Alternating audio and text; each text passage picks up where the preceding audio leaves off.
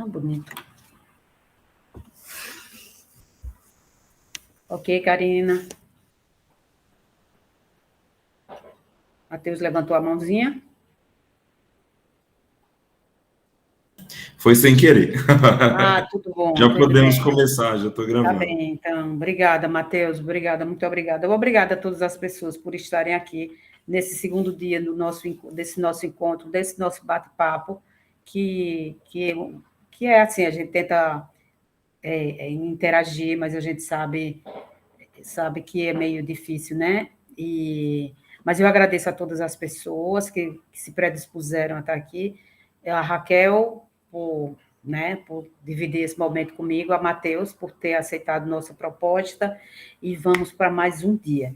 E a semana passada, né, Raquel, nós falamos como nós organizamos o curso como se fosse um menu, um cardápio, nós falamos a semana passada da entrada, e hoje a gente fala do prato principal, que eu considero prato principal.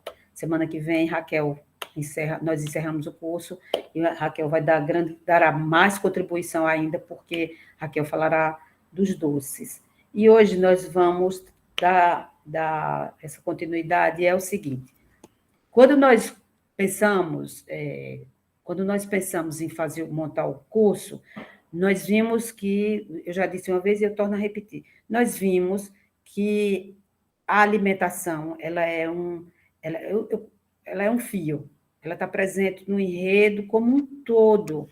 Tem hora que ela assume um protagonismo maior, tem hora que ela se mostra como comida de identidade, tem hora que ela se mostra como comida de exclusão, comida de racialização, e eu vou usar raça porque eu encontrei esses termos, às vezes, no enredo, e nós vimos que ficaria muita coisa para nós falarmos, e nós escolhemos o capítulo que nós achamos que dava toda a sustentação, um sustentáculo maior para que nós pensássemos essa disputa que se estabeleceu e que o livro narra. É um dos fios do enredo do romance de Scholastic, é a disputa que se dá entre Hutus e Tutsi. E que pelo menos eu, para compreender todo esse discurso e essa representação, que eu gosto mais, eu trabalho com representação, com análise de representação, porque a análise do discurso exige muita coisa, as quais eu não domino, muita tecnologia, muitas palavras. Oi, boa noite, Tamires. Também foi gravada assim, meu bem, tá? Depois a gente disponibiliza, Matheus orienta no grupo que fez a inscrição e como fazer para acessar, mas ela está gravada sim. E depois, se vocês quiserem, eu posso disponibilizar, nós, Raquel e eu, né, Raquel? A gente pode disponibilizar um e-mail, de modo que, se vocês quiserem conversar particular conosco, vocês poderão, né? Tá certo, Tamires? Obrigada a você, meu bem, por estar aqui. Então, nós escolhemos o capítulo, eu já disse, eu torno a repetir, porque hoje tem algumas pessoas que não sei se estavam a semana passada, se estiveram, nós escolhemos o capítulo, os trabalhos e os dias. No encontro passado, eu falei muito de análise externa ao texto e análise interna ao texto, e nós falamos da organização e dos capítulos, como eles estão organizados, e de que o livro, o enredo, Mukasonga, ela não se restringiu a uma narrativa de uma que eu chamei de uma genealogia. Ela falou da genealogia do genocídio, mas o romance, nós seríamos muito minimalistas e injustos com Scholastic, Mukasonga, dizendo que se trata tão somente desse conflito, que é interessante, porque o debate ele é interétnico. Eu botei o cardápio interétnico ruandês, mas depois, quando eu comecei a estudar mais, eu colocaria uma interrogação. Tá? Será que é interétnico? E nós seríamos injustos com a grandeza do romance, se nós pensássemos só nisso. Mas, nesse romance, nesse capítulo, Os Trabalhos e os Dias, isso fica muito, muito caracterizado. E eu fiquei impressionada, mais ainda, quando eu reli, e eu li agora, recente, hoje, esse capítulo.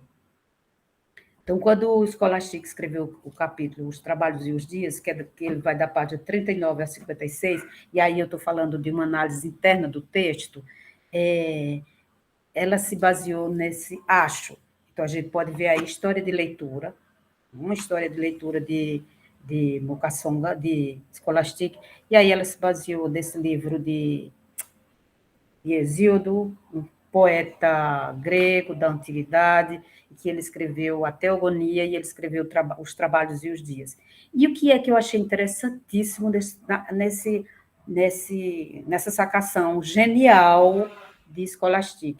É que em os Trabalhos e os Dias, ele divide, ele fala da criação da raça humana. E quando ele fala raça humana, é porque aqui está escrito raça. Massa, Matheus, obrigada por avisar isso. Então, será disponibilizado. E aí ele fala da raça, ele fala em 4 raças. E quando ele fala em 4 raças, eu disse, nossa, o que Scholastic escreve nesse capítulo, ela se baseia, é muito Hesíodo, porque ele fala da raça. Ele está escrevendo uma carta para o irmão, é uma peça que ele escreve para o irmão. Ele fala da raça de ouro, ele fala da raça de prata, da raça de bronze, da raça de heróis e da raça de ferro, essa raça humana. E cada um tem uma característica. E essa característica, ela aparece quando Scholastic começa a descrever as meninas, que são as protagonistas, as principais protagonistas nesse capítulo, que é Gloriosa, que é Dorotê, que é Virgínia, que é Verônica. Então, essas meninas dessas 2 etnias, e Scholastic é tão maravilhosa, obrigada de novo, obrigada a quem indicou o livro, acho que foi Matheus que escolheu, que Scholastic fala, nesse capítulo, ela fala de uma coisa interessantíssima, que é do currículo oficial do Liceu. E nesse currículo oficial do Liceu, ela vai mostrando os trabalhos e os dias. Ela fala de um ordenamento da educação no Liceu, e ela vai falando dos trabalhos e os dias. E ela mostra como isso se arrasta e como isso é repetitivo.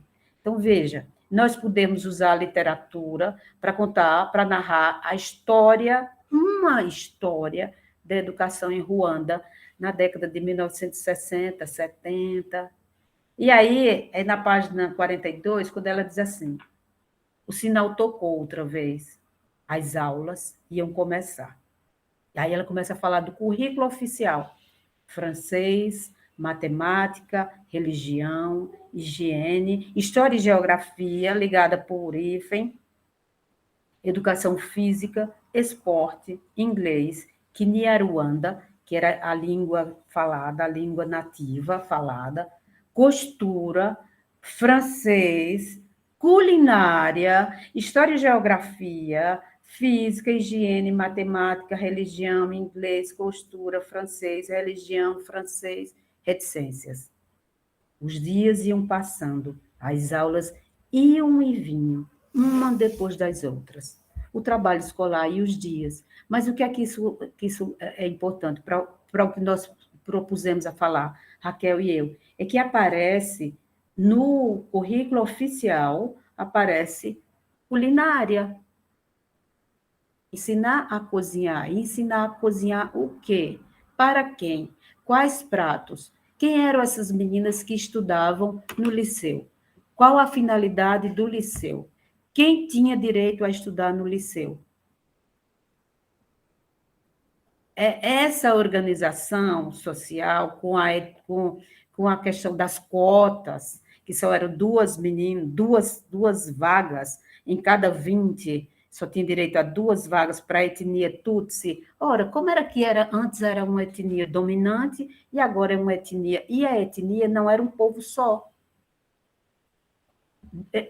Esse domínio, porque apenas 2 meninas. E essas 2 meninas, essas 2 personagens femininas, elas assumem um lugar, são personagens bem importantes em todo o enredo, e elas estão fundamentalmente conversando sobre comida.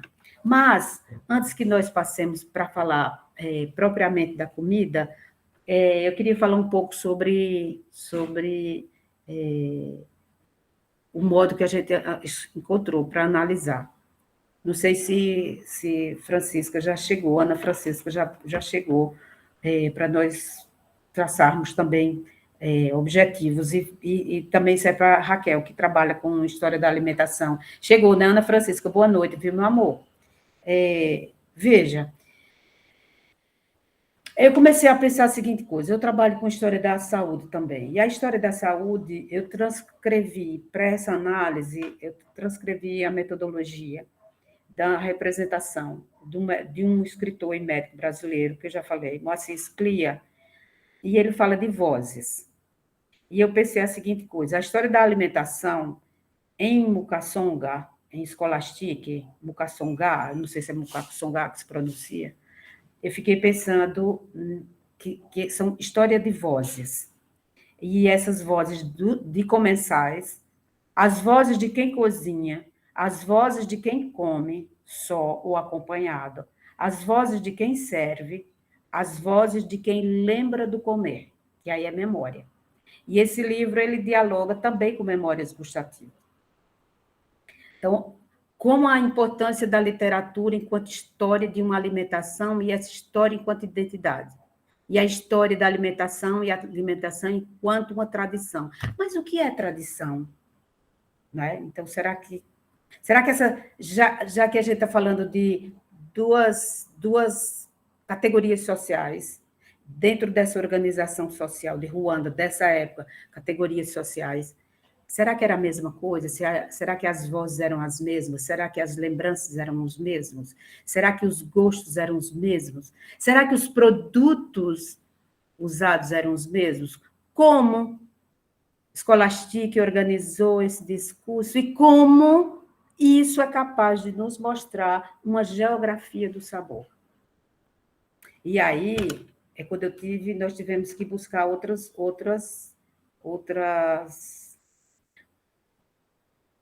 estudos para que nós compreendêssemos essa história da alimentação de Ruanda dessa época.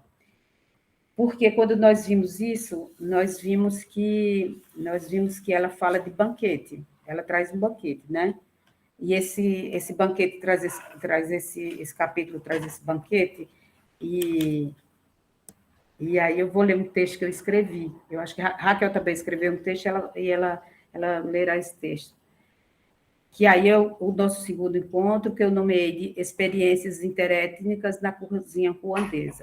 E aí eu escrevi no meu caderno e eu coloquei uma interrogação. Seria interétnica? Para eu entender isso, eu tive que estudar a história do mito, a história de Ruanda. E eu achei um livro interessantíssimo de um pesquisador. Esse livro está disponível na internet. É um livro que se chama Uma Gota de Sangue, História do Pensamento Racial, é de Demetrio Magnoli, foi publicado em 2009 pela editora Contexto, Uma Gota de Sangue. E ele escreve um capítulo que se chama Os Três Filhos de Jihanga, porque ele está falando sobre Ruanda. Daí ele fala de um mito de origem a outro, ele fala os Hutus no poder, ele fala as engrenagens do genocídio, e é interessante porque eu precisei, para compreender esse discurso de Scholastic, eu precisei estudar, e eu li esse capítulo de livro para poder compreender esse mito de origem. Existe um historiador que se chama Mark Bloch, que ele é... Raquel, a gente vai conversar sobre história, né, agora, tá, Raquel? Um pouco sobre história e a questão da teoria da história, Raquel. Mark Bloch é um historiador da escola, fundador da Escola dos Análises, lá pela década de 1920. E Mark Bloch, ele questiona esse problema de mitos de origem, um mito de origem. Ele diz que o mito de origem é uma coisa que que pode ser discutida, mas eu precisei compreender esse mito de origem para poder compreender essa organização social de Ruanda.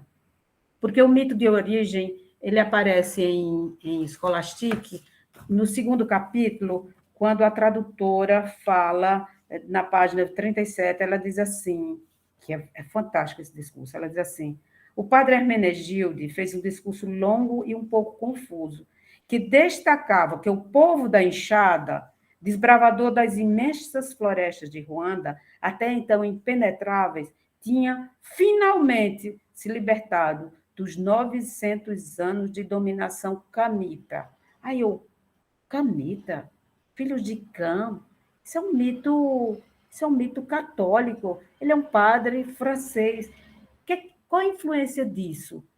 Por que está aqui? Por que Scholastic trouxe isso para cá? E aí eu comecei a questionar. Então, veja, quando a gente lê um texto literário, esse texto desperta perguntas. E esse despertar de perguntas são os problemas da nossa pesquisa. E esses problemas de nossa pesquisa, eles viram os nossos objetivos de pesquisa. E, posteriormente, esses nossos objetivos de pesquisa virarão os nossos ou itens de artigo científico, ou os capítulos de um TCC, os capítulos de uma dissertação, os capítulos de uma tese de doutorado, porque a gente criou um problema num diálogo com a autora, com o autor, aqui no caso, diálogo com a autora, nós criamos um problema, porque nós lemos o texto, Raquel e eu, a gente conversou muito, e Raquel fazia, mas, prof, aqui tem tal coisa. Eu dizia, isso é um bom problema de pesquisa para você fazer, para você levantar os dados, meu bem. Prof, eu posso encontrar em qual fonte? Espera aí que eu vou mandar para você. Eita, prof, hoje você me diz mais fonte do que não sei o que lá. Eita, prof, você me deu mais nome de autor e trabalho do que... Então, nós trocamos muitas ideias. E aí, é essa coisa, foi isso aqui que eu fui atrás. E aí, ele diz assim, embora não tenha feito, já estou na página 38, embora ele não tenha feito parte, esse é o padre Hermenegildo, parte dos que assinaram, aí está em letra maiúscula, o Manifesto Hutu de 1957, ele era, sem se gabar, um dos principais inspiradores. Aí, quando está aqui em letra maiúscula, Manifesto Hutu, eu disse, epa, então isso é uma coisa oficial? Quando eu vi isso, eu vi a grandeza desse romance. Ele não é só uma ficção. Ele também poderia ser visto. Aí eu não sou da literatura, não vou entrar nessa perspectiva de Georg Lukács. Ele também poderia ser visto como um romance histórico, quando ela traz esse documento. E aí eu fui atrás desse documento. Eu achei esse documento, é um manifesto de 1957. Raquel, ele está em francês. Ainda bem que a gente fala francês, né? Eu sou de um tempo que estudei francês no colégio. Les manifestes de Bahutu, note sur l'aspect social du problème racial indigène au Rwanda. Opa, então, um problema racial de CEPA. Então, um problema racial. E aí é de 24 de 3 de 1957. Veja, Scholastic trazer para o romance dela um documento oficial. Raquel, ele está disponível em francês, está disponível, eu anotei o link, depois eu posso mandar para você, tá? Se você quiser. E aí eu fui ver essas vozes para compreender como é que se estabeleceu, como é que se organizou esse discurso, e se eu poderia continuar usando essa palavra etnias. Veja, eu fazia graduação ainda. Isso já se vão longos e longos tempos. E um dia, uma professora da disciplina de patologia fez uma pergunta e eu respondi imediatamente e, na mesma hora, eu reli. Eu repensei a minha resposta. E eu disse, não, professora, não é assim, porque se fosse assim, não poderia ocorrer tal fenômeno. E aí ela fez, muito bem, você raciocinou correto. Então, veja, quando hoje eu digo que eu colocaria uma interrogação nesse item, nesse subitem do trabalho que eu escolhi, que nós escolhemos falar, que são as experiências interétnicas na cozinha ruandesa, hoje eu colocaria essa interrogação, porque eu revi a partir das minhas leituras. eu ampliei as leituras. Eu tinha pegado uma primeira leitura e tinha achado que realmente eram etnias. Mas isso tem uma importância grande porque isso aparece, está bem configurado no discurso da alimentação. Então, Rafael é da área de gastronomia também, Raquel. Rafael Alcântara, ele é formado em gastronomia pela UFRPE, já fizemos trabalho junto e pesquisa, inclusive usando literatura, e nós fomos ao Instituto Histórico e Geográfico de Pernambuco pesquisar os documentos do, do era o levantamento de todos os bens, né? Iremos fazer mais em breve, né? Não é, Rafa? Então, assim, era para ver o tombamento e o arquivo onde era que estava os negócios tudinho de uma viscondessa, de uma condessa, de uma baronesa que a gente estudou. E aí, veja, um romance histórico. Diário de Dom Pedro II e o inventário de todos os bens da baronesa Antônia Cavalcante. E aí, veja, eu fui atrás, nós fomos atrás de Vera Cruz, isso, baronesa de Vera Cruz, ou o nome inventado da peste, ou titulação inventada da peste. Por que isso é importante? Porque para nós compreendermos o discurso e as vozes e as representações dadas nas vozes das meninas, das meninas Hutus e das meninas Tutsi, eu precisei compreender, nós precisamos compreender isso como se dava. Por quê? Porque na Ruanda, antes da colonização, o que se dava eram estamentos sociais. Hutus poderiam virar Tutsi, ascender à categoria Tutsi, e Tutsi poderiam perder bovinos. Então, veja, a raça de ouro do Trabalho e os Dias de Hesíodo, que era, na raça de ouro de Hesíodo, a raça de ouro era criadora de rebanhos bovinos, que eram rebanhos que tinham, e ainda tinha um rebanho sagrado. E a raça de ferro, que é uma raça de ferro, a raça de ferro era como se fosse uma raça amaldiçoada, é que nunca deixarão de trabalhar e de sofrer durante o dia, definhando à noite. E tem mais, a eles cabia: os deuses lhe darão pesadas angústias, e para eles os bens virão misturados aos males.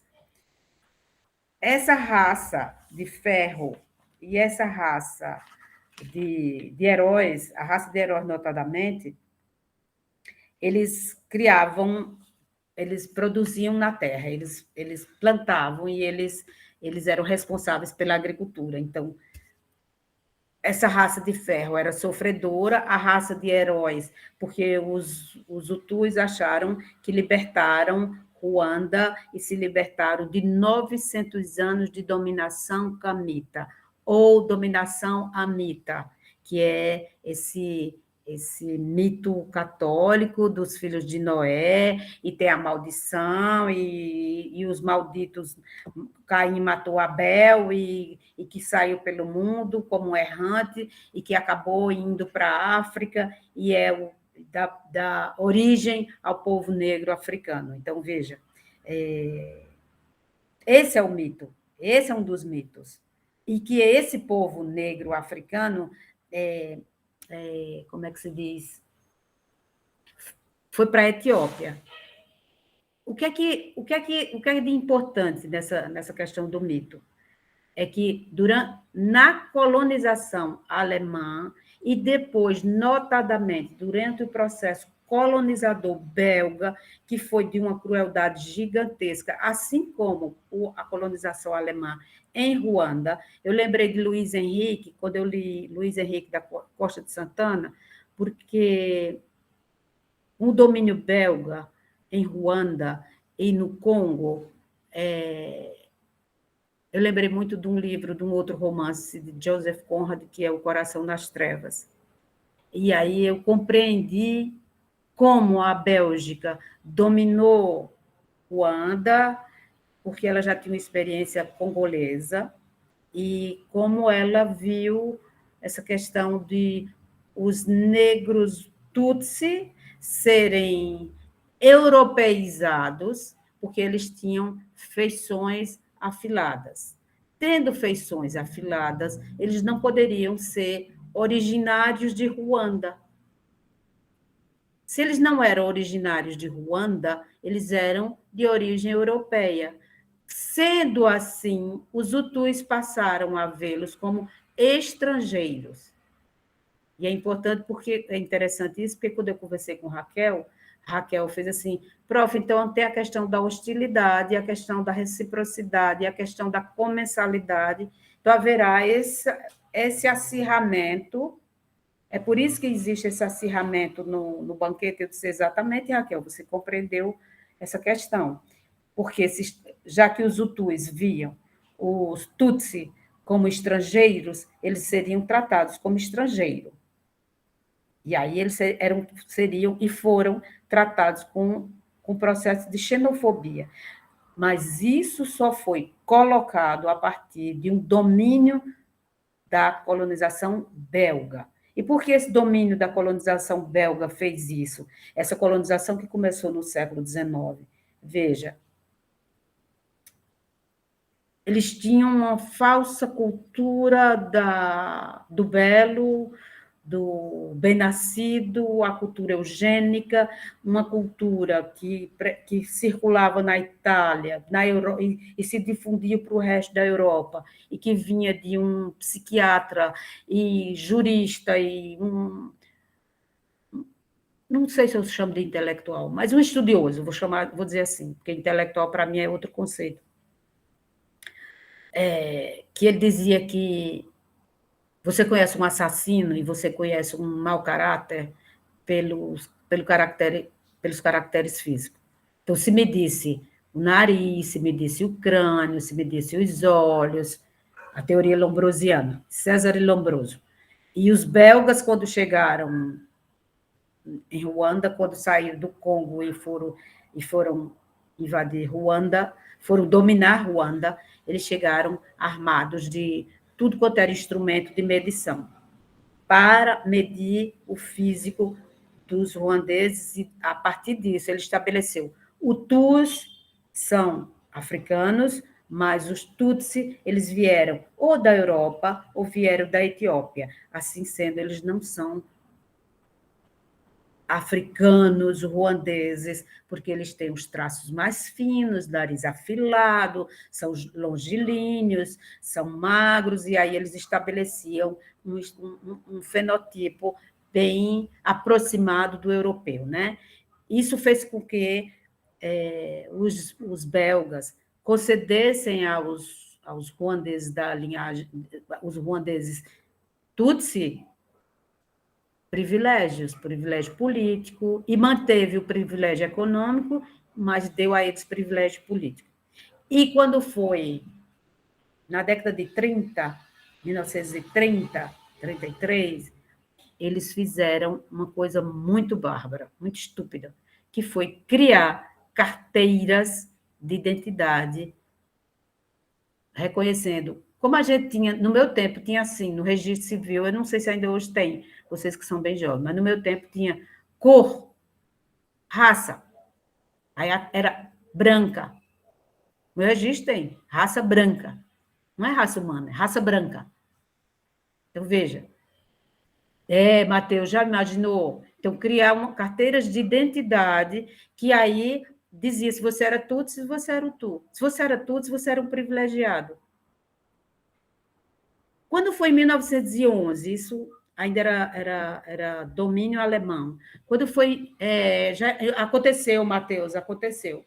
O registro então sem um critério de cor. Né? Isso aconteceu, Matheus. No meu registro de nascimento tem esse critério.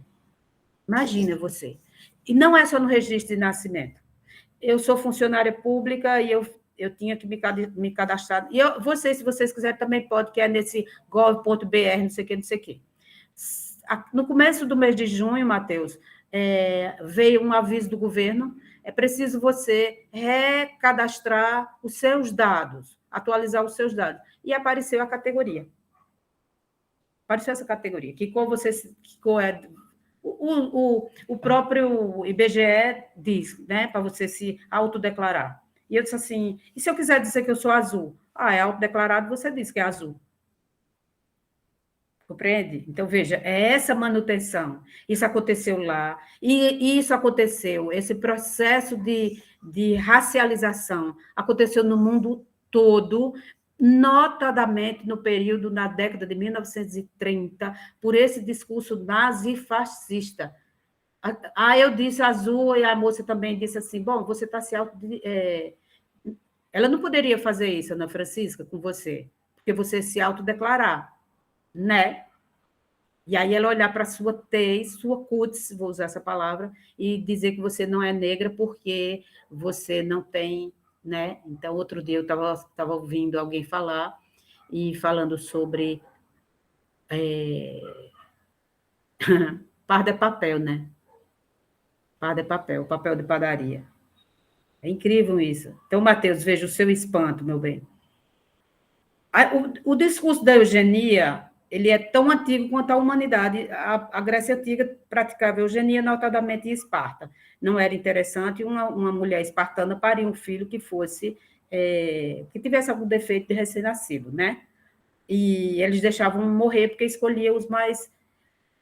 Vem esse processo, atravessa séculos, atravessa milênios, chega em 1830 na Inglaterra, Charles Darwin escreve a evolução, a teoria da evolução, mas ele fala de seres inferiores.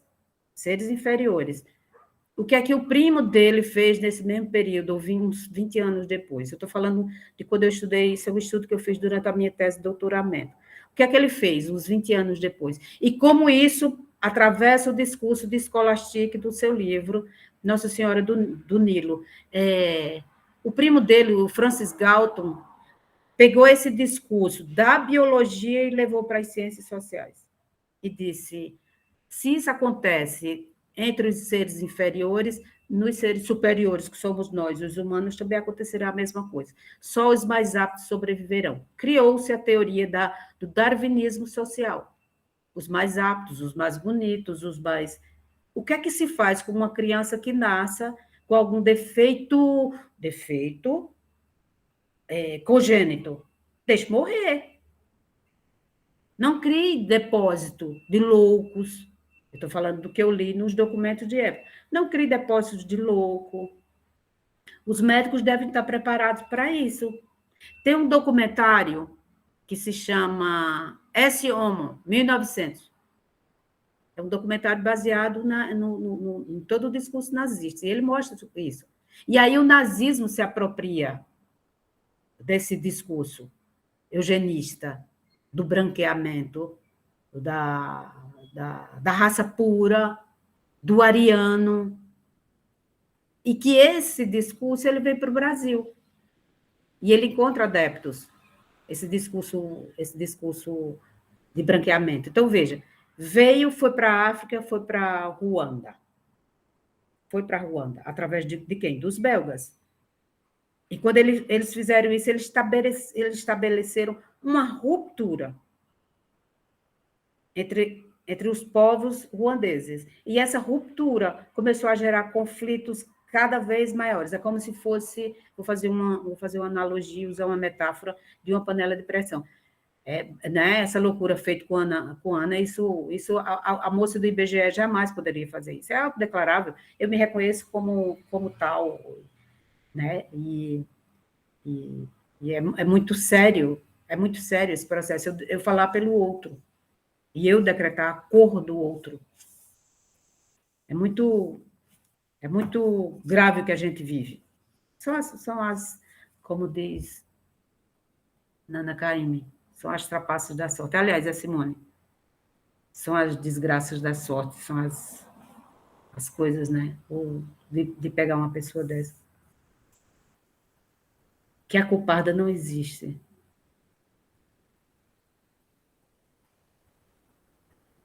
Qual foi, Ana Francisca, a frase?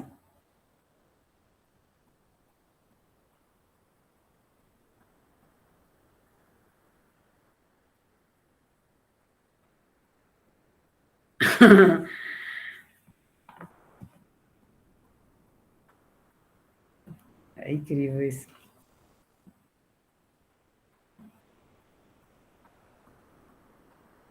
É incrível, é muito incrível isso.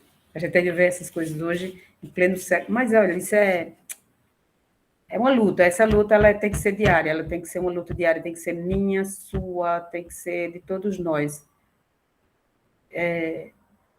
Eu não saberei o que uma pessoa negra passa, mas eu vejo. Eu vejo. E aí eu me solidarizo e eu tenho que lutar contra esse tipo de coisa. Eu não posso permitir esse tipo de coisa. Seja onde for, em qual circunstância for. Seja onde for, em qual circunstância for. Eu não posso. Não dá para a pessoa se calar diante dessa coisa. Aí vai um europeu, invade o país do outro na África, e estabelece quem é branco, quem não é, porque não é, e criou todo um conflito. Em 1911, os alemães, os Hutus tentaram se rebelar contra essa situação de profunda exploração, de profundo privilégio, em virtude desse mito de origem, e os Hutus se rebelaram e os alemães repreenderam e calaram com profunda violência. E esse debate, e aí eu não estou justificando o genocídio, longe de mim, pelo amor de Deus, não compreendam isso, mas os Hutus, eu estava conversando essa semana com minha filha, ela fez assim, mamãe, imagina que eles estavam tentando lutar contra o colonizador. Quando o colonizador apropriou-se desse processo e ele se aproximou dos Tutsi, se apropriou de uma organização social para dizer que era uma questão racial, os Hutus estavam tentando se libertar de algo que foi imposto pelo colonizador. Então, veja que é um paradoxo muito grande. E quando chega em 57, eles lançam esse manifesto Baotu, e aí ele começa a se organizar cada vez mais socialmente para uma resistência maior. E aí começam, quando o Scholastic, no segundo capítulo do livro, não é no segundo capítulo, que elas começam a falar sobre quando elas chegam no internato, no colégio, e elas veem alguns quadros, e elas dizem que os quadros estão faltando gente, e que alguns estão riscados, e que alguns estão... Existe toda essa descrição. Ela não fala do genocídio de 1994, ela fala de uma primeira... depois desse manifesto Tu, de 57, houve uma revolta, o Tu, e é aqui que ela fala, nesse livro, ela começa a narrar o que eu chamei de hierarquia e o que eu chamei de genealogia do genocídio de 1994. Mas, como é que isso aparece na comida? Isso aparece na comida? Isso aparece na história da alimentação? Como é que foi organizado? Como foi representada essa história da alimentação, de modo que transpareça essas diferenças, essas disputas sociais. Raquel, você quer falar alguma coisa? Amor, estou falando tanto hoje. Eu vou... Acho que agora não vai dar interferência. Não está dando eco? Não, eu vou esperar a gente entrar na questão lá da comensalidade para falar um pouco. Tá bom, meu bem, então tá certo. Então, veja,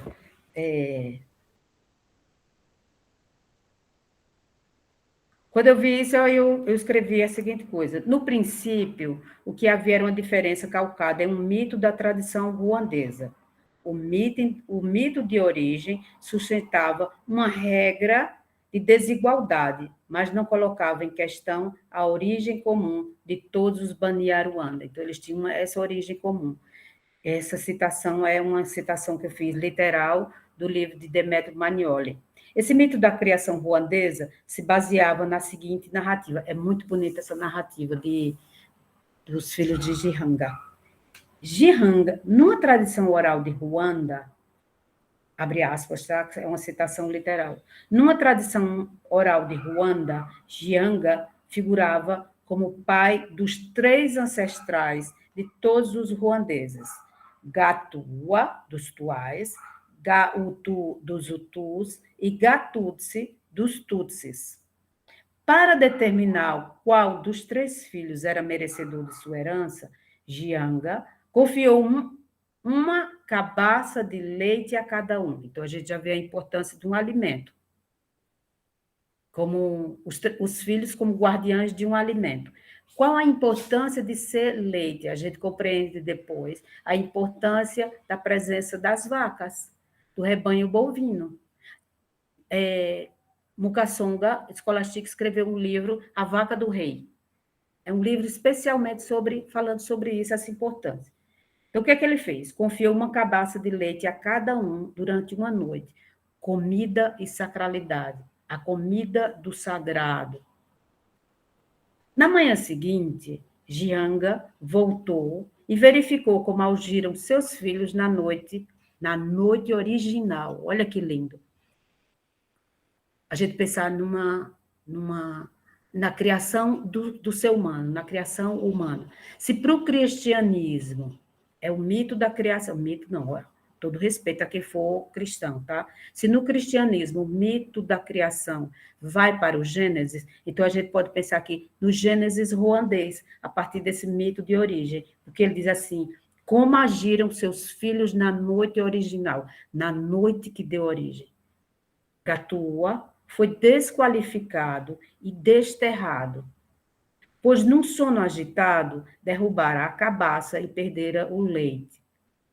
Gautu foi deserdado. Então, veja, um foi desterrado, então foi mandado, saia daqui. O outro foi deserdado e condenado, olha o mito, a trabalhar para Gatutsi. Entra aqui o trabalho e os dias. Pois, sedento, bebera o leite. Gatutsi, que permanecera acordado e vigilante, conservando seu leite, foi designado sucessor de Gihanga. Recebeu como herança todos os rebanhos de vaca do país e ficou isento da obrigação de realizar trabalhos manuais.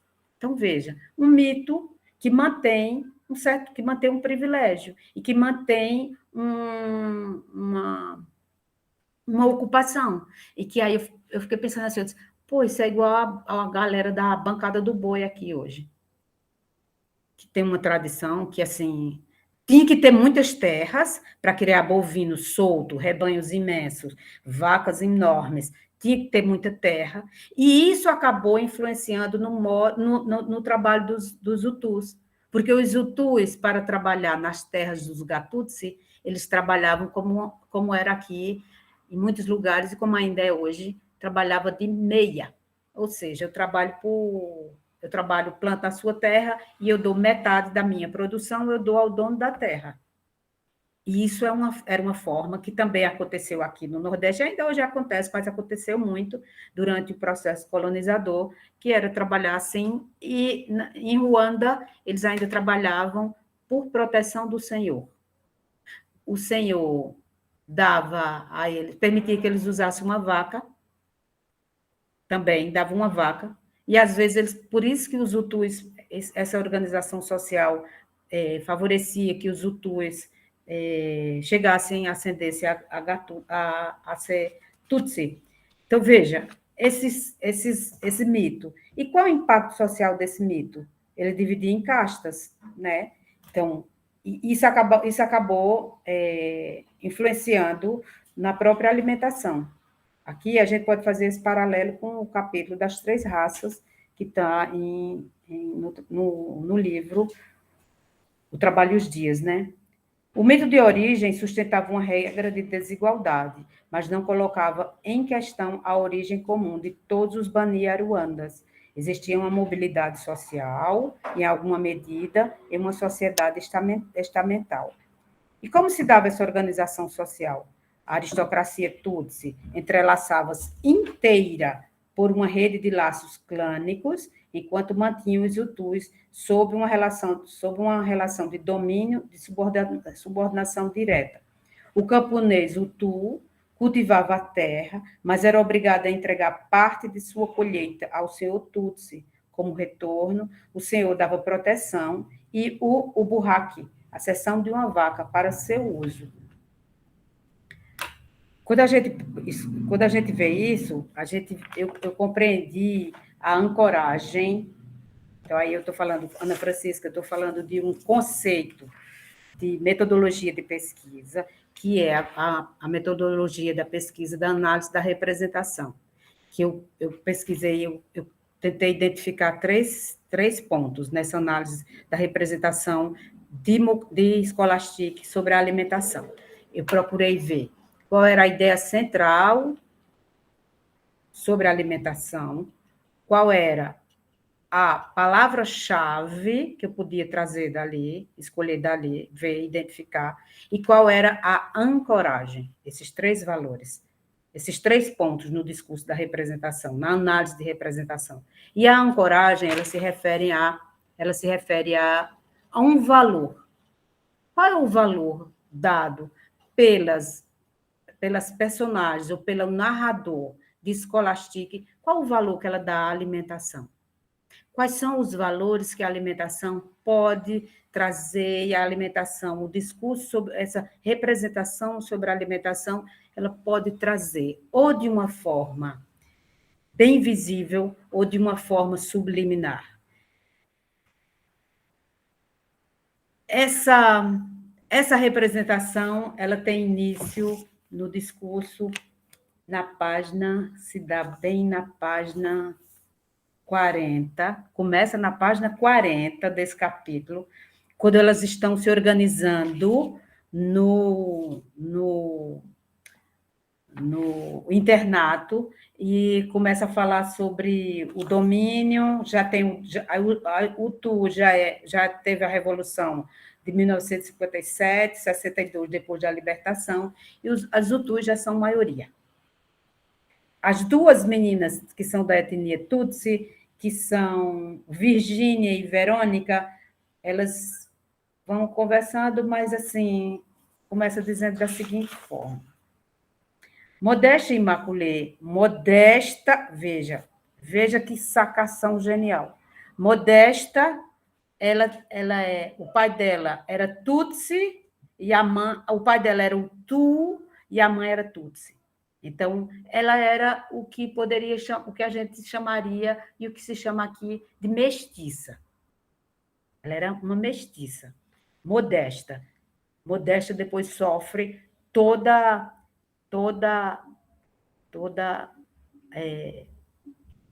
o sofrimento que os Hutus impuseram a essas pessoas que tinham as duas etnias na sua origem.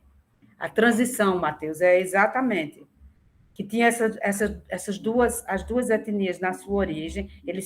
Modesta sofreu na pele, porque a morte de Modesta é tenebrosa, e Imaculée é uma Hutu simpatizante das Tutsi. Quem era Hutu simpatizante das Tutsi também sofreram os danos por ocupar esse espaço, por ocupar essa posição. Se você é Hutu, você tinha que ser uma ruandesa de verdade, você tinha que ser povo da enxada, você tinha que ser da raça de heróis, ou você tinha que lutar para sair da raça de ferro, que era a raça de ferro que era subalterna e subalternizada. Subalternizada, que foi esse o pensamento que os belgas impuseram e como predominante. E Modeste e Imaculée ficavam conversando, e tem uma hora que ela diz assim, que Scholastic diz assim, está falando da organização das meninas, e ela diz, depois de fazer a higiene, sobrava pouco tempo para passar o vestido azul do uniforme e ir ao refeitório comer mingau com chá. Mingau com chá. Então, a gente vê aí uma comida de internato. Mingau Com chá é um cardápio, e é essa organização dos pratos, e é esta ordem. Não era mingau sozinho, era mingau com chá. Virgínia, que é uma Tutsi, engolia de olhos fechados, não que ela saboreasse. Engolia de olhos fechados, esforçando-se para pensar no delicioso, aí está em itálico, ikivuguto, leite batido, que a mãe dela preparava todos os dias durante as férias. Essa passagem aqui, ela é de uma poesia proustiana, ou é de uma poesia mukassonguiana, porque Mukassonga é uma poeta. Quando ela diz assim, comia de olhos fechados. E ela comia de olhos fechados e ela trazia a memória de um sabor delicioso, que é um leite batido, que a mãe dela preparava. Em Marcel Proust, né, A Caminho de Swan, Marcel Proust relembra o episódio que, quando ele era criança, 12, 13 anos, ele comeu madeleine, que é um biscoitinho francês, um biscoitinho muito lindo. Ele comeu madeleine com chá de tilha, as madeleines de Proust. Se vocês jogarem na internet, vocês verão 1000 coisas. E é essa memória afetiva. Então, quando a gente vê isso aqui, a gente vê a literatura como fonte para a história da alimentação ruandesa, e ela traz um valor ancorado, ela está ancorada em afeto, porque a mãe dela é comida materna. Na gastronomia, né, Raquel e Rafael, a gente chama isso de comfort food. Essa coisa que esquenta a alma, esse alimento que esquenta a alma, que dá uma lembrança maravilhosa. Ontem eu fui a uma loja aqui em Caruaru comprar umas coisas e tinha um caneco de inox que lembrou a minha infância no interior. Comida de vó, Rafa. A comida de vó, é sempre a comida de vó que a maioria das pessoas lembra, né? Rafa, eu lembrei ontem da comida da minha escola, quando eu vi um caneco de inox e que eu tomava merenda escolar, que era um leite com chocolate. E ele era tão saboroso que na minha casa não tinha chocolate. E eu ia para a escola pensando no leite quente com chocolate. E eu sou de um tempo, se eles aqui tomavam leite da vaca, que os hutus, eu tomava um leite eu nasci no pós-guerra, no tempo da Guerra Fria, eu tomava um leite que era enviado pelos Estados Unidos, pela Aliança para o Progresso. Não se comparava ao leite que vinha da fazenda, que meu pai tinha umas vaquinhas assim. Mas veja, o leite batido que a mãe dela preparava, esse ikivuguto. E eu quis estudar sobre isso. Já eu vou passar uns slides, porque eu não vou me aprofundar muito aqui, porque na próxima aula, Raquel falará da lindeza e da delícia que é o desdobrar desse primeiro ato, que eu chamei de primeiro ato do banquete de Scholastic Mukassonga, desse prato principal e dessas experiências na cozinha ruandesa de Scholastic, porque em seguida, lá, ela vem, continua, quando chega na página 51, é quando começa e se estabelece, né, Raquel? Se fortalece essa elaboração desse cardápio, essa elaboração dessa representação. Veja, minha gente, eu já falei aqui, eu vou repetir.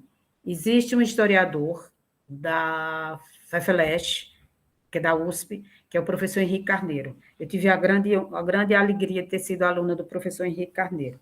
Na década de 1990, já finzinho de 1990, ele e um outro professor Piano Bezerra de Menezes, eles escreveram um trabalho muito bonito que fala sobre as balizas historiográficas da história da alimentação. E eles falam que a alimentação ela pode ser abordada em várias perspectivas. nunca pensem em vários vieses. Viés é um erro de pesquisa. Pensa sempre nessa palavra, perspectiva. Em qual perspectiva, Ana Francisca, ou Raquel, ou qualquer um aqui, ou Matheus, ou qualquer um aqui vai fazer essa pesquisa? Eu vou fazer numa perspectiva eu vou pesquisar a história da alimentação na literatura, e eu vou analisar a representação, e eu quero ver a perspectiva de modos de fazer. Como é que faz? Isso é importante? Porque trabalha com história dos gestos, e a semana passada o professor Matheus Roque falou que Marcel Mauss estudou sobre a história dos gestos, porque eu tinha citado uma pesquisadora francesa, e Matheus deu a ideia de Marcel Mauss, e eu amo Mauss, eu acho ele uma gracinha. E aí, na página 40, ela começa a dizer a seguinte coisa. Então, a narradora, quem narra, né? Ela diz assim: elas ainda não comeram nada. Os pratos estão voltando pela metade. Então, aqui a gente pode pensar no gosto. O gosto. No século XVIII, um francês escreveu um livro chamado Fisiologia do Gosto. Brillat Savarin, né, Raquel? Raquel agora riu. Brillat Savarin escreveu um livro que chama A Fisiologia do Gosto. Mas a fisiologia do gosto, ele analisa várias coisas. Ele não analisa a fisiologia como algo do organismo, algo... Ele fala de todas as coisas. Ele fala do que seria, hoje, essa palavra gastronomia. Gastronomos, a lei do estômago. A lei do estômago trabalha com o quê? Analisa o quê? Estou falando do século XVIII e eu comecei falando dos professores Henrique Carneiro e o piano.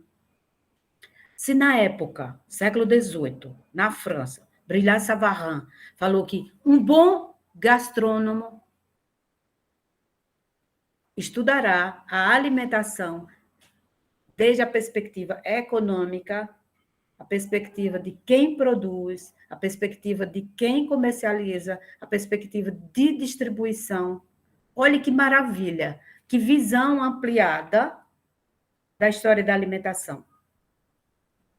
Essa gastronomia que a gente pensa que é o chique, o chiquerreu, não, é essa perspectiva de analisar em vários pontos. E aí, Scholastic traz isso. Quando ela começa falando sobre isso. A irmã Benigne fora designada para auxiliar na cozinha a irmã mais velha, a irmã Quisito, cujas mãos tremiam. E aí, irmã Benigne dizia o seguinte: elas têm medo que eu as envenene? Será que me consideram envenenadora? Essa representação aqui não é à toa, não está aqui à toa, faz parte da cultura ruandesa, o mito de que havia mulheres que envenenavam, das envenenadoras como uma pessoa que contratava. Mas veja, o que é veneno? Veneno é uma questão de dose, né? Então, um alimento pode virar um veneno. Eu entro numa perspectiva de um pesquisador que eu gosto muito, que é Márcio Seligman Silva, e ele escreveu um livro, um trabalho que ele pesquisou sobre as astúcias de Ulisses, e eu gosto muito desse conceito de astúcia. E ele fala de fármaco. Então, veja, é um fármaco. Um fármaco, ele pode ser um remédio e ele pode ser um veneno. Varia a dose. O cacau e o chocolate, ele pode ser um fármaco, ele pode ser visto nessa perspectiva de fármaco. Açúcar, que Raquel gosta de estudar a história do açúcar, que são os psicoativos modernos, pode ser um fármaco. Então, essas envenenadoras. Um farmacêutico, o boticário de antigamente. Então, aqui ela traz a cultura ruandesa nessa perspectiva do alimento. Será que me consideram envenenadora? Gostariam de saber por que elas acham isso. Será porque eu sou de Gisaka, que é uma região de Ruanda? Aí a irmã Quisito dizia, não se preocupe, em uma semana, independentemente de Gisaka, as malas estarão vazias. E gostando ou não da comida, elas serão obrigadas a comer e não deixarão nem migalhas em seu prato. Isso é um discurso, isso é uma crônica anunciada da alimentação, né, Raquel? Porque quando ela diz assim, as malas estarão vazias. Quando a gente dá...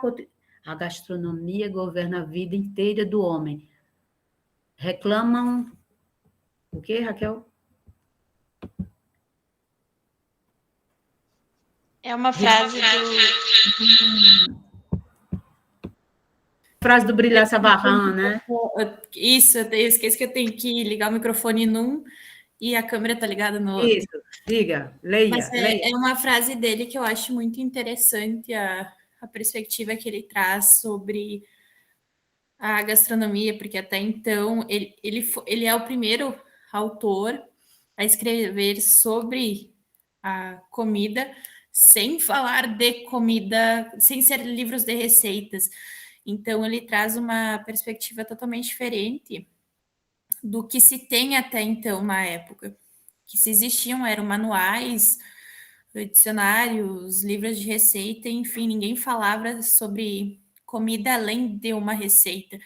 Então, eu acho o pensamento que ele traz é muito importante e eu gosto muito dessa frase, porque, de certa forma, a comida, ela está na nossa vida, eu diria até antes da gente nascer, porque a nossa mãe precisa se alimentar para o feto sobreviver.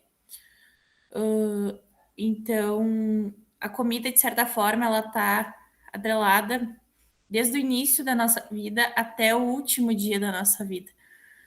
Então, é algo que faz parte do nosso cotidiano e que muitas vezes a gente não para pensar e refletir e ter uma opinião sobre, porque o alimento ele não cumpre só a função de alimentar, ele tem diversas funções, ele tem, principalmente eu diria que ele pode ser um item, algo que representa uma luta que, de certa forma, classifica as pessoas, difere uma das outras, e que muitas vezes a gente não percebe que através da alimentação a gente pode reconhecer alguém, ou identificar que aquela pessoa é diferente de mim só pelo que ela se alimenta ou deixa de se alimentar. E também essa questão da alimentação, ela serve muito para, como eu diria, que vai entrar depois no livro, ela, que a Mukasonga traz, essa questão de domínio, é essa palavra que eu estava procurando, que por mais que as ruandesas elas tragam comida de casa, fazem um banquete, essa comida acaba, elas precisam se sujeitar para a sobrevivência à comida europeia, que sentido algum faz para elas, e de certa forma está sendo um apropriamento, elas estão sendo forçadas a inserirem uma cultura que não é delas, através da alimentação, porque elas não têm escolha. Então, é uma forma, eu vejo que é uma forma de exterminar com a cultura delas, como fingir que não existe essa cultura ruandesa e impor à força, através do alimento, essa cultura europeia, esses hábitos europeus, porque em momento algum pensou-se em respeitar e usar os ingredientes locais para se fazer a comida do refeitório.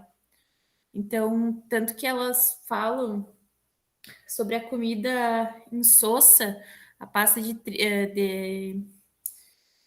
deixa eu achar aqui, o trigo insosso, a pasta amarela que colava no céu da boca, e que o padre Ângelo, que com frequência era convidado, devorava com grande apetite e saudável, com o nome sonoro de polenta. Então, a gente percebe no livro que elas são muito insatisfeitas com isso e que, de certa forma, elas são, através da alimentação, elas sofrem uma espécie de colonização extremamente forçada e um esquecimento da própria cultura. E elas tentam, toda vez que vão para casa,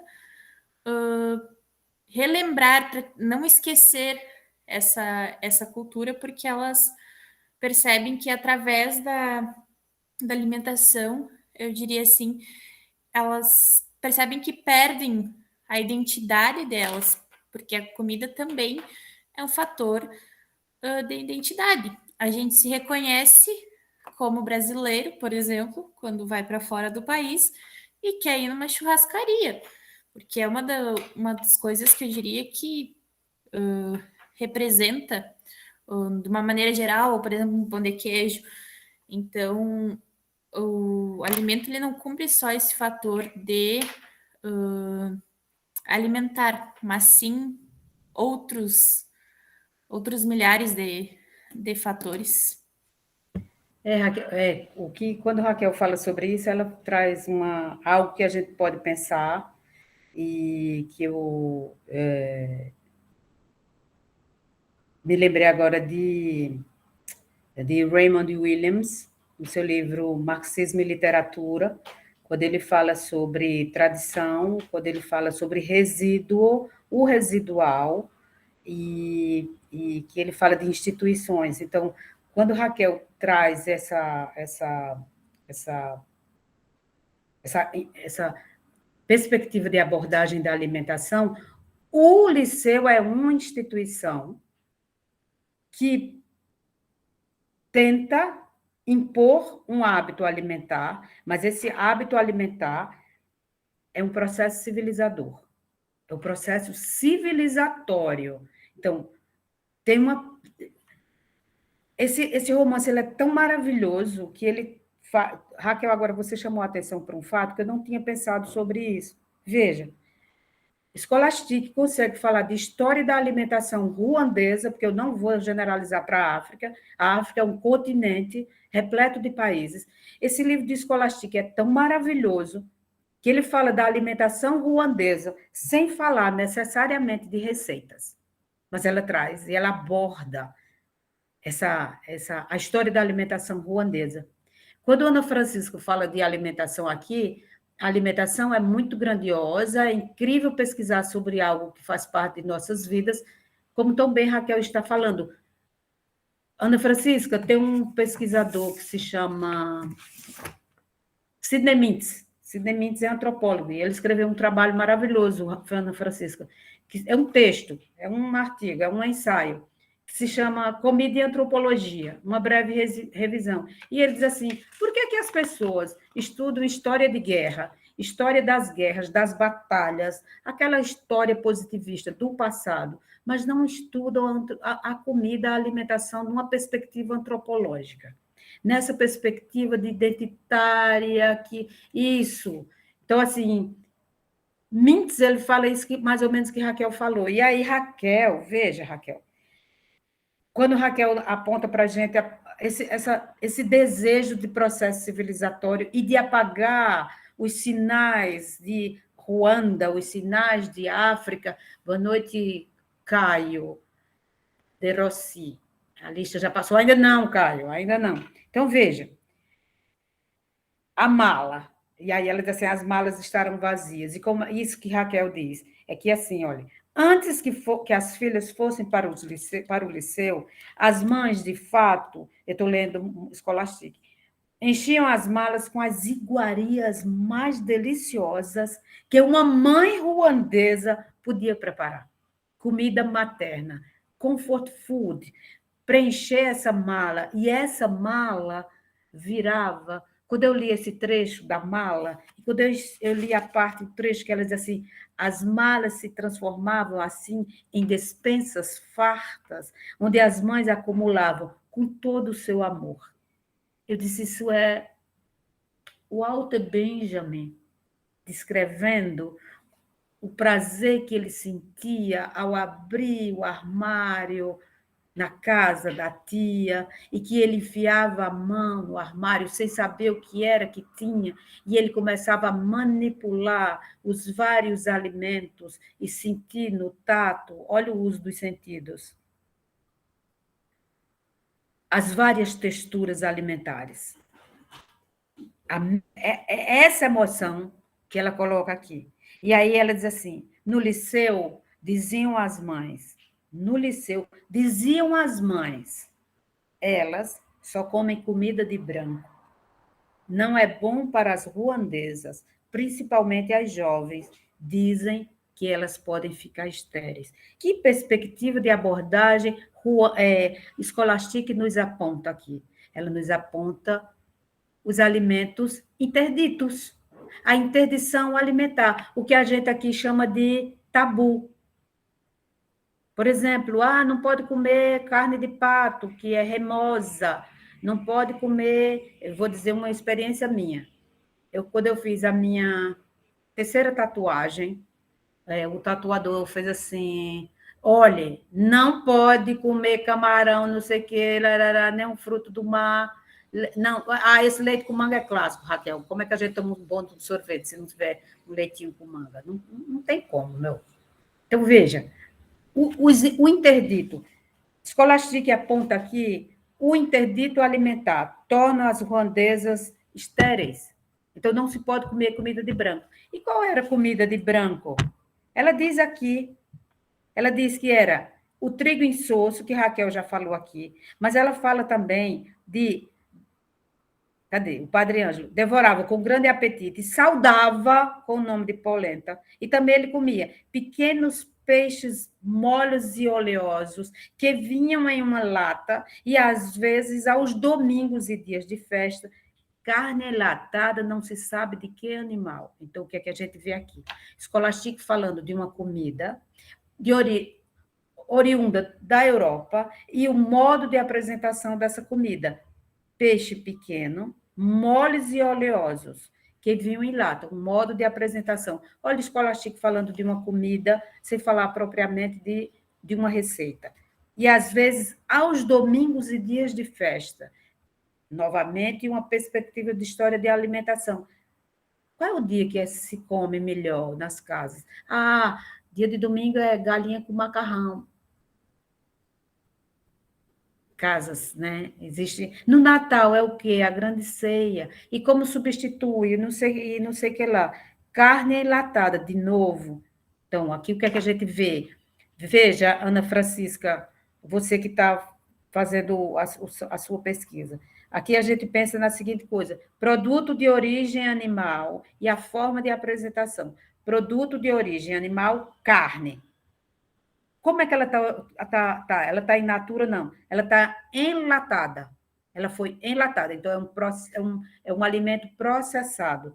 E não sabia de qual animal. Ora, então a gente já pode pensar aí. Não tinha rótulo, não, Não tinha nada que identificasse isso. Aqui havia sualis. Ela fala dos sualis. E ela fala dos sualis como a linguagem horrorosa dos sualis, que é o povo que segue a religião muçulmana. Não pode comer carne de porco. Aliás, carne dos animais malditos, né? Os malditos. Então, quando essa mala se transforma nessa despensa, é que vem toda a beleza da descrição, da história da alimentação em Mukassonga, porque ela diz assim, as malas se transformavam assim e dispensam das mães, acumulavam com todo o seu amor. Aí vem o grande cardápio de Scholastic. Feijão e pasta de mandioca com molho. Olha o cardápio, o menu que ela fala. Eu estou trazendo a palavra menu, porque é o que ela traz, é o que ela usa. Feijão e pasta de mandioca com molho. Mandioca é uma raiz. Quem está estudando Câmara Cascudo, Ana Francisca, Câmara Cascudo diz que mandioca é a rainha do Brasil. Rainha do Brasil, né? Então, veja, aqui a gente já pode ver uma influência, uma troca de alimento intercontinental. Quando terá sido que a mandioca... Quando? Como? Por quê? Através de que a mandioca chegou até a África, nós pensarmos no tráfico de pessoas escravizadas e na troca de produtos alimentares por pessoas. Como isso chegou, para onde foi, quando se deu, a partir de quando, se a África Central ficou livre da colonização e do processo escravocrata durante essa, né? Mas havia trocas de alimento entre as regiões. E aí vem outra coisa bonita, que ela diz assim, o feijão estava colocado em quê? História dos utensílios, em pequenas bacias esmaltadas com grandes flores, desenhadas. Isso é história da alimentação, porque ela está falando de quê? Ela está falando de utensílio. Aí entra, Francisca, entra a arqueologia. Como é que se ensina a história da alimentação, a história do Brasil através da história da alimentação, pensando na arqueologia. E aqui? Os utensílios. Quais os utensílios? Os utensílios indígenas, por exemplo. Aqui ela está falando de esmaltadas com grandes flores desenhadas, enroladas em pedaço de pano. Aí ela começa a dizer o que mais? Bananas cozidas, modo de fazer.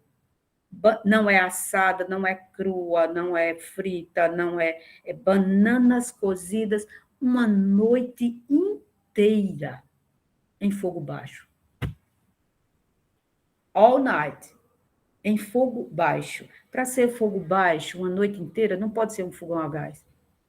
Né, Raquel? Você aí na Desca.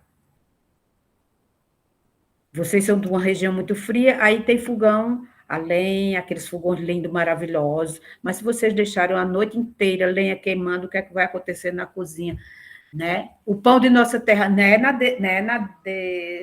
se deixar um fogão lindo daquele que tem aí, maravilhoso, queimando a noite inteira, o que é que vai acontecer? Veja, então a gente tem que pensar no fogo de brasa. E aí que ela nomeia. Essa é a lindeza, uma das partes mais lindas do livro que eu acho, é a permanência das palavras ruandesas. A tradutora, olha, é um livro traduzido e a tradutora não traduziu, quando ela diz assim, os ibixeques. Essa cana-de-açúcar que mastigamos repetidas vezes o miolo branco e fibroso. Aqui em Pernambuco, vendia e ainda vende, Recife, Caruaru, vende uma coisa que a gente chama de rolete de cana, que pega um pedaço da própria casca da cana, corta ele em muitos fiapos assim, depois corta a cana em rodelas e enfia naqueles... E fica uma coisa muito linda. E vende na rua aqueles roletes de cana. E tem um artista chamado Abelardo da Hora, um buquê de cana, né, Rafa? Tem um artista chamado Abelardo da Hora, que criou uma série de meninos, de estátuas de meninos, distribuídos pela rua do Recife. Eles dão um estudo bonito para caramba, Rafa e Ana, que são do Recife. Estudar Abelardo da Hora e os meninos e suas ocupações que envolvam as comidas, essas representações de Abelardo. E uma das representações é o menino do rolete de cana. Olha a lista de presença aí, Luiz Henrique está disponibilizando. Então, veja, ela continua, já são 8h30, 8h34, ela continua esse banquete e ela continua dizendo o cardápio. Ela fala de batata doce do tipo vermelho, não é qualquer batata doce, que ela chama de as garmongésies, as espigas de milho, amendoim e até, para as que moravam na cidade, rosquinha de todas as cores, que são os donuts, que só os Suales sabem fazer. Olha comida e identidade, Raquel. Os muçulmanos, só eles sabem fazer. Abacates que são vendidos apenas no mercado de Kigali, que é a capital de Ruanda. E amendoins vermelhos assados e bem salgados. Praia de Boa Viagem. Que vende amendoim assim, aqui no Recife. Praia de Boa Viagem. Amendoim é 100% brasileiro. Como é que chegou lá, meu? Quem levou? Olha a história da alimentação, a gente pensar esses tráfegos e os tráficos, porque o café chegou ao Brasil através de um tráfico. Foi uma bebida, um psicoativo moderno que chegou através de um tráfico por causa de uma história de amor, né? E aí depois começava esse banquete. É uma história de amor, é linda essa história do café, né? E aí elas abriam as malas e elas começavam a comer. E é bonito porque elas comparavam as provisões de cada uma e decidiam o que comer por primeiro, ou seja, o cardápio. E elaboravam o menu da noite. Era uma comida na hora que iam se deitar. E aí vem uma coisa que a Raquel e a gente conversou, denunciava-se que eram as gulosas. Entra aqui uma perspectiva de história da alimentação, uma análise filosófica e religiosa. Gula é um pecado. É um colégio de religião católica e gula é um pecado, o pecado da gula. Veja, a gente pensar nessa perspectiva religiosa. Quem era a gulosa? Quem era... E aí ela vem aqui e aí elas começavam a surrupiar, mas o que eu achei interessantíssimo quando elas começam a comparar os modos de preparar, esses modos de preparar a banana. E elas começam a dizer, por exemplo, começa a conversa entre as Hutus e as Tutsi. E Godelive diz assim, quando eu voltar para casa, nas férias, vou preparar com minha mãe bananas de verdade. Vamos ficar em cima do empregado, ou seja, categoria social que permitia ter um empregado doméstico, quando ele descascar e cozinhar com água e tomate, as bananas, o modo de fazer banana. Depois, vamos acrescentar tudo o que pudermos. Olha a receita. Cebola, óleo de palma,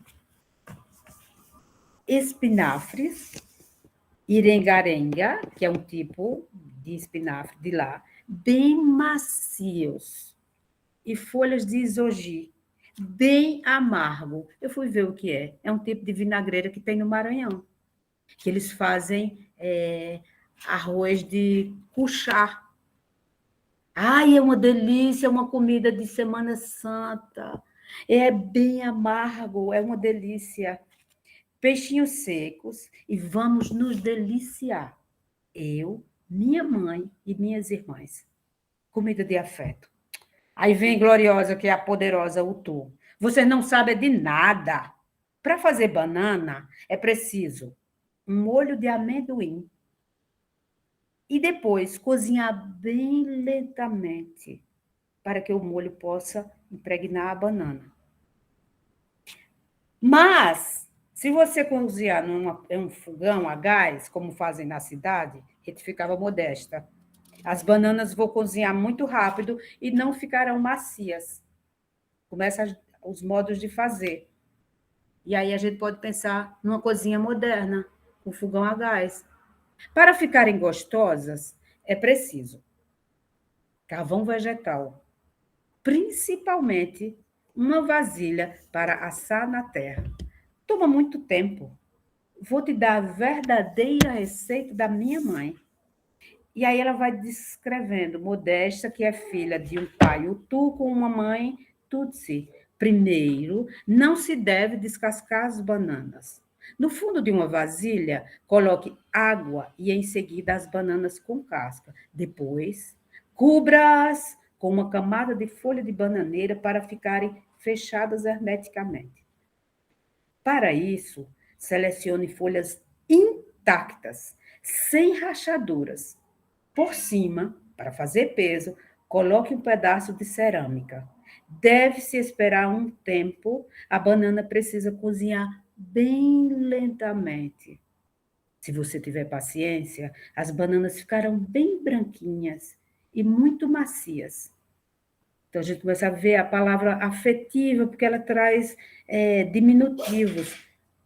Por exemplo, branquinha. E deve-se comer com ikivuguto,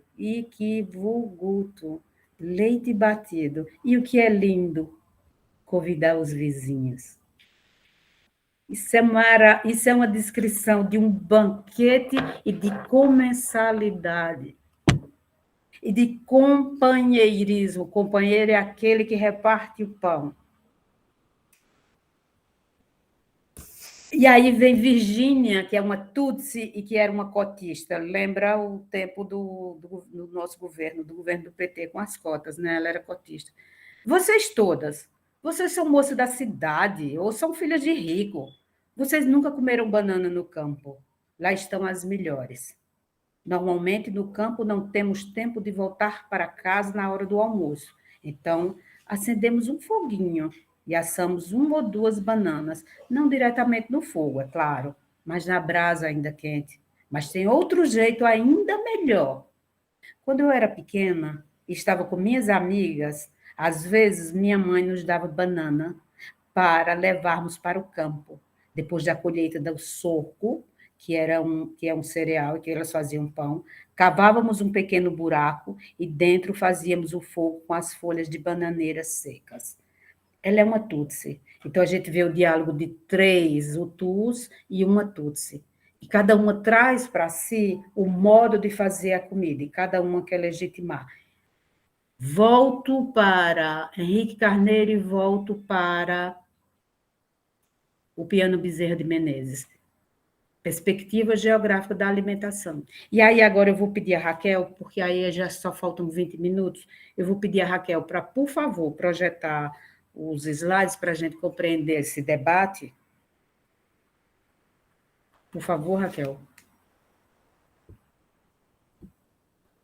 Cascudo fala mesmo que os negros, quando foram trazidos, já conheciam mandioca. Já, exatamente, Rafa. Era esse processo esse foi esse processo de troca. Você pode botar no modo apresentação, meu amor? Ou deixa assim? Para ampliar, pode ser, Raquel? Se você puder, eu agradeço. E aí, eu montei essa apresentaçãozinha, vai ser bem rápida, porque eu achei isso muito, muito importante para que nós pensemos nessa perspectiva de abordagem, e aí eu dei o título Geografia do Sabor Ruandês. Para eu compreender isso e entender o que... Isso, Raquel, fale, amor. Eu estou tentando... Coloquei, dei F5, mas ele aparentemente tá... Ele não entra a tela cheia, né? Então deixa assim, eu acho que dá para ver. Pelo menos eu estou vendo aqui, tá? Aqui, eu acho que ele não passa. Então, mas assim ele passa. Eu vou... Veja se ele passa. Sim. Foi, pronto. Então, veja, a geografia do sabor. Quando a gente pensa sobre isso, e pensar como nessa geografia, pode passar o próximo, por favor, meu bem. Para eu escrever, para eu entender, para eu estudar essa geografia, eu tive que buscar respaldo de pessoas que estudam sobre comida ruandesa. E aí eu achei esse trabalho desse japonês, Masahiro Hirata, Milk Process System in Ruanda, tá? É um trabalho de 2018, então a gente vê que ele é bem recente, né? Ele é do Departamento de Ciências Humanas de uma universidade da ilha de Hokkaido, no Japão. Minha orientadora, eu sou do tempo que já tinha iniciação científica, apesar de ser da metade do século passado, mas eu já tinha iniciação científica, e minha orientadora, ela era uma japa da ilha de Hokkaido. Então, passe o próximo, por favor, meu bem, para a gente entender esse diálogo entre as Hutus, as meninas Hutus e as duas Tutsi. Essa seta que a gente vê aqui, nesse modo transversal, está no mapa de Ruanda acima e está abaixo, nessa imagenzinha abaixo. Então, se nós observarmos o Nordeste de Ruanda, a população Tutsi, essa distribuição geográfica dos Tutsi. Bem no centro, ora, lembra-se do mito de Gihanga, os Tuás, que são os pigmeus, que eles foram desterrados. E nessa margem azul, nessa figura azul, nessa área geográfica azul, os Hutus. esse predomínio Hutu, que aí eles eram o povo predominante, mesmo assim eles eram subalternizados e mantidos sob o domínio dos Tutsi. Veja, geografia. Por que é que eu estou falando sobre isso? Porque tanto Virgínia, aqui, nessa página, aqui, quando ela fala de equívoco, quando ela fala aqui, quando ela está lembrando do que ela lá do comecinho, é no segundo capítulo, quando ela fala de que comia, que tomava ikivuguto, quando ela fala daqui que o ikivuguto que a mãe dela preparava, que é um leite batido. Ela é uma Tutsi, mas Modesta é uma Hutu e uma Tutsi. Ela também fala de ikivuguto e ela fala de leite batido. Eu quis saber o que era isso. Aí eu fui atrás desse pesquisador e eu achei esse trabalho. E aí eu disse, então existe. Ele diz assim, eu trabalhei no Nordeste de Ruanda e eu trabalhei no Sudoeste de Ruanda para compreender como se dá esse processo de produção do leite. Você passa o próximo slide, por favor. Aí ele traz o modo de obtenção, o modo de ordenha, é uma ordenha manual, as vacas soltas, elas não são presas. Essa vaca, esse animal de chifre grande é uma vaca, e essas vacas eram consideradas sagradas. Não se comia a carne, mas se tomava o leite e bebia o sangue. Eu deduzi, então, eu gostei desse franzido de testa de Nadesca, né? Gostei do seu franzido, meu bem. Eu imaginei a seguinte coisa: bebi o sangue, provavelmente é um animal de sacrifício, para sacrifício. E sacrifício, sempre pensemos que sacrifício refere-se a sagrado, a sacralidade, comida do sagrado.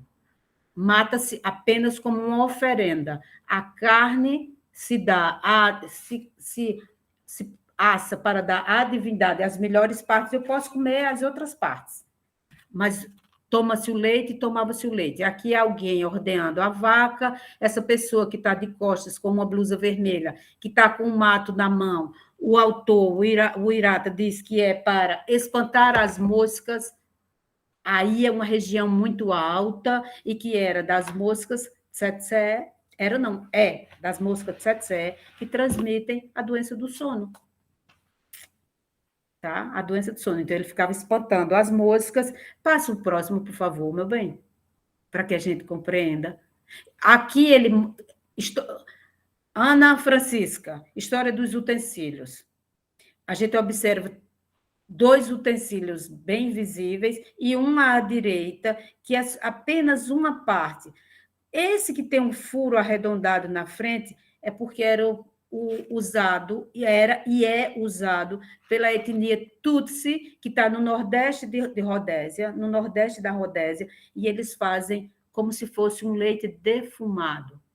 Eles defumam o leite, esse leite ordenhado, eles não pasteurizam, comem leite cru, preparam o leite usando esse pequeno fogareiro aqui, usando um tipo determinado de erva, e essa erva que eles queimam, eles também defumam o interior da vasilha onde eles batem o leite. Se no noroeste, se no sudeste, não, noroeste, no nordeste, eles batem o leite por 30 minutos, 40 minutos, aqui era 3, 4 horas. Então, olha o modo de fazer o leite batido, que eles chamam, que Scholastique, eu li alguns trechos no francês, ela chama de lait fouetté. Aí eu, eita, claro, é um fouet. Quem é da gastronomia sabe os utensílios da gastronomia, que é aquele batedorzinho que a gente usa na cozinha para bater ovos, né? Então, lait fouetté, leite batido.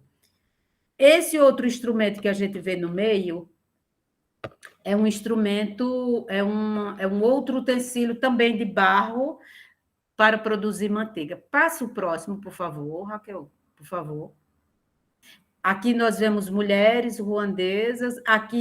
Isso aqui é o que a gente chama de cabaça, é uma cabaça, é de uma planta. Observe aqui esse material que eles chamam de... Como é que ele chama? Ele chama de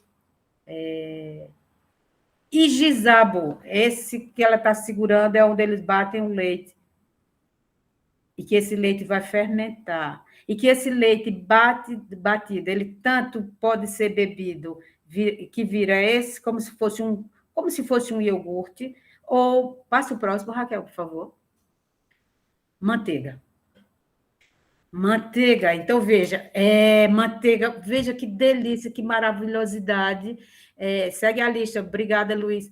Essa manteiga, e aqui no copo é um outro tipo de bebida que também só os do Noroeste, só os do Sudoeste bebe, o Nordeste não bebe. Isso é como se fosse o soro dessa manteiga. Rafa, Francisca, quem é de Pernambuco, quem é do Nordeste, eles fazem manteiga de garrafa. Então, acabar com essa história que isso é daqui do Nordeste, manteiga de garrafa. Não é do Nordeste, meu. Tá, Francisca? Então, a Ruanda, eu aprendi que Ruanda faz... Pode ser um ghee. Exatamente. O ghee... Então, veja, para a gente fazer ghee, aí eu já vou me amostrar. Ela é uma coisa mais purificada. Eu posso pegar uma manteiga, um creme, derreter e clarificar, né? O ghee, ela já passa por um processo mais refinado. Aí não é ghee, aí é uma manteiga creme. Minha mãe fazia isso maravilhosamente. Um dia desse eu tentei fazer, comprei uma nata, bati horas sem fim, e eu não consegui fazer, não sei por quê, eu tive que jogar fora, nem prestou para fazer biscoito, nem nada. E aí a gente observar, eu achei sensibilíssimo o que Raquel falou, que é Scholastic, falar de comida sem falar de receita. Essa é a lindeza da literatura. Essa é a lindeza da gente usar também a literatura como fonte para a história da alimentação. Como Scholastic nos mostra a comida de Ruanda e como Scholastic consegue falar de comidas entre distintas categorias sociais quando a gente lê um romance.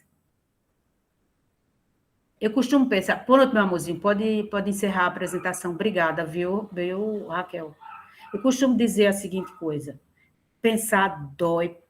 Não posso, eu já ia dizer uma palavrão, mas não pode, porque está gravado. Eu vou usar outra. Pensar dói demais. Pensar dói muito. E para a gente estudar a história da alimentação usando a literatura como fonte, ela dá os indícios, porque deixa eu beber uma aguinha.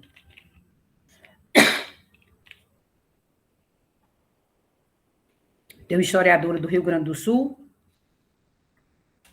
conterrânea de vocês, meninas gauchas. Ela fala que a literatura é a sintonia fina com a sociedade. Um autor fala de algo, de um tempo, de um lugar que ele viveu.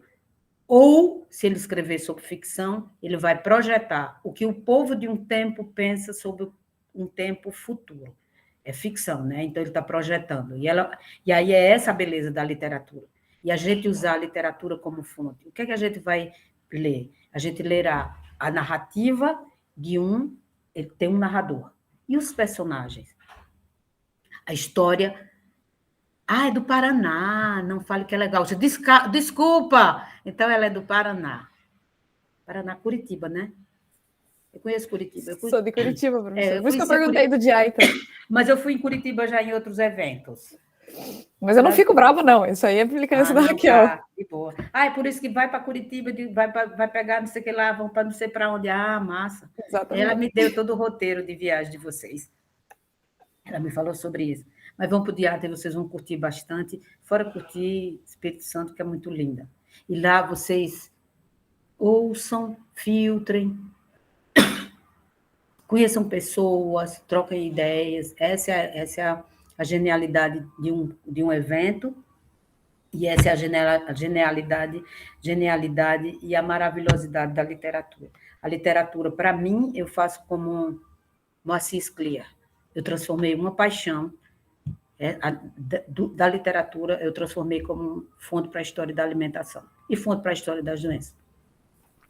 Você estava citando a professora Pesavento? Como é, meu bem?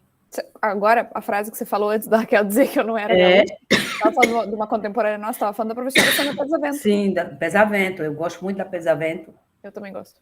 Gosta, né? Então, como uma pessoa que pensa sobre história e literatura, a literatura como fonte para a história, e quebrar esse paradoxo de que literatura não é fonte. Eu vi um dia desse um povo da USP falando sobre isso. Literatura não pode ser fonte. A literatura é fruição. A literatura também é fruição. E uma das fruições que eu posso fazer é vê-la narrando e trazendo vozes. E aí eu vou identificar as vozes. O que é que essas vozes dizem? As vozes do corpo, as vozes da fome, as vozes de quem come, as vozes de quem não come, as vozes de quem serve, as vozes de quem cozinha. Veja que isso tudo estava aí. As vozes da sociedade, as vozes que calam, as vozes da fome em relação à comida. Tem um livro de um escritor português, o livro se chama Esteio. É um dos livros mais pungentes que eu li. Narra a história de crianças pobres e famintas de Portugal, de Lisboa. O livro é maravilhoso. É escrito por um autor que era um comunista, perseguido, que foi perseguido pelo sistema salazarista. E aí é isso, minha gente. Falta só 5 minutos e aí é isso. Eu queria falar mais coisa, mas eu me perdi muito, então... Demais. Eu falo demais e aí eu me perdi muito. Querem dizer alguma coisa, acrescentar alguma coisa? Letícia, Ayla, Rafa, e mais, tem aqui mais 19 pessoas. Rafael chegou. Rafael foi nosso interlocutor semana passada, né, Rafa? Rafael foi nosso interlocutor a semana passada. E Rafa quer falar alguma coisa? Eu não sei que hora Rafa chegou aí. E aí é isso, minha gente. Eu vou desligar meu microfone para ouvir vocês pelo menos nos últimos 5 minutos.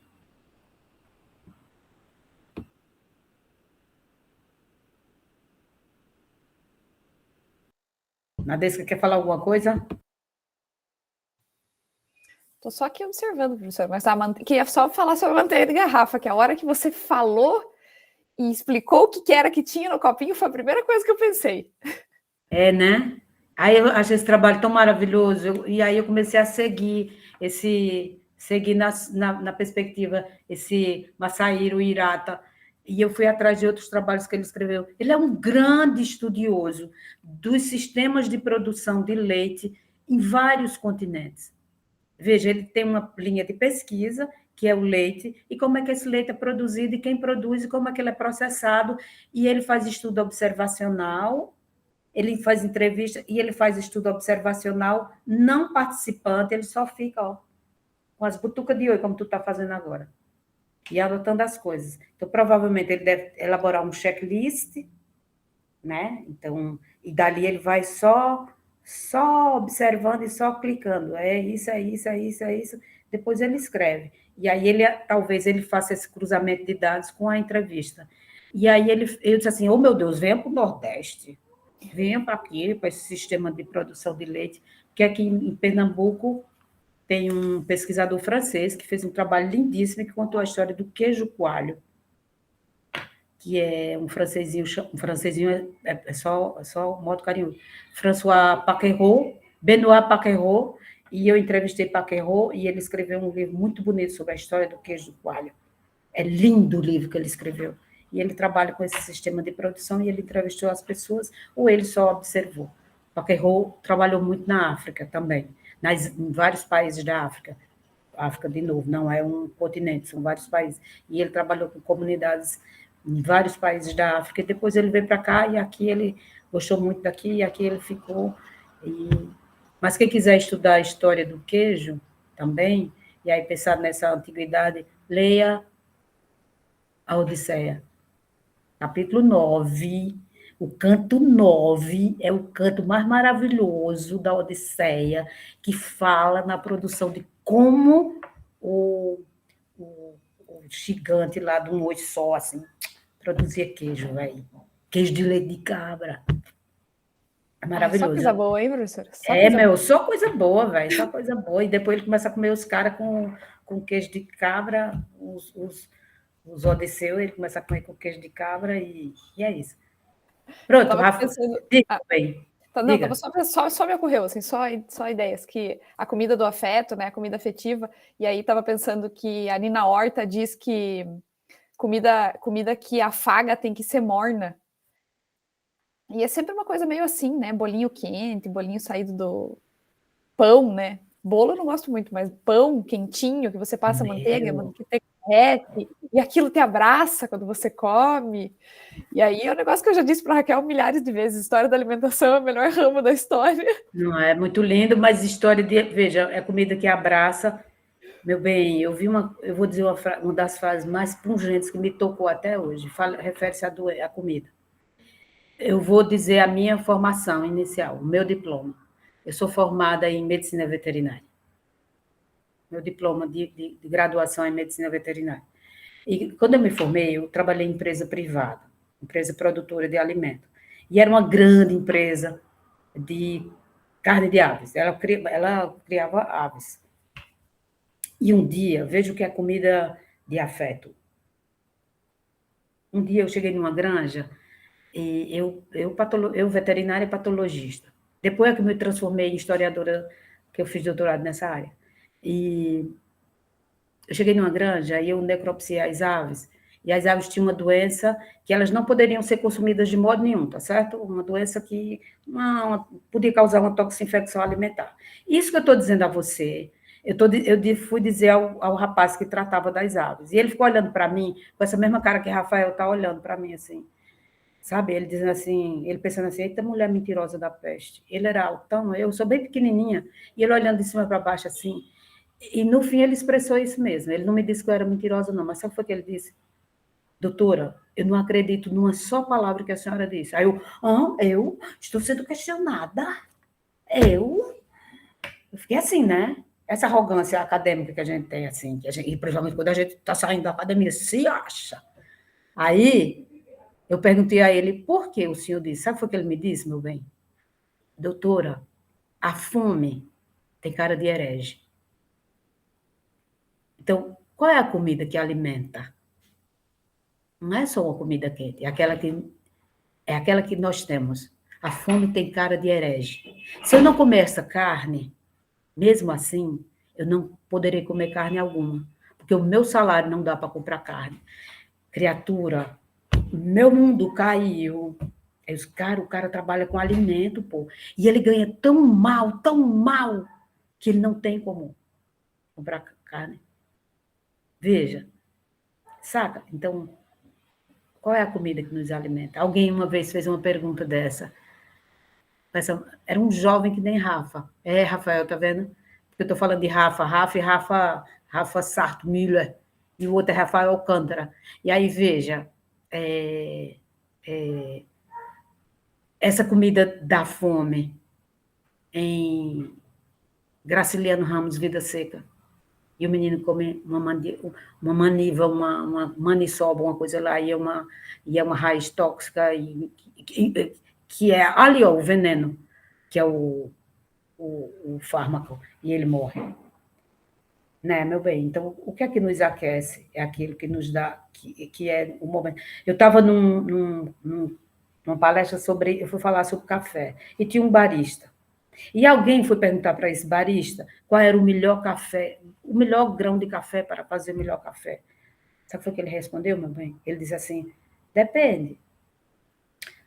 Um café para um soldado que está na guerra é o melhor café. É aquele café quentinho que ele pode fazer coado, às vezes, na meia e feito a água esquentada no seu chapéu de ferro de guerra, que o protege. Aquele é o melhor café, é o café mais saboroso que existe. Veja, são as situações, né? Comida e situação.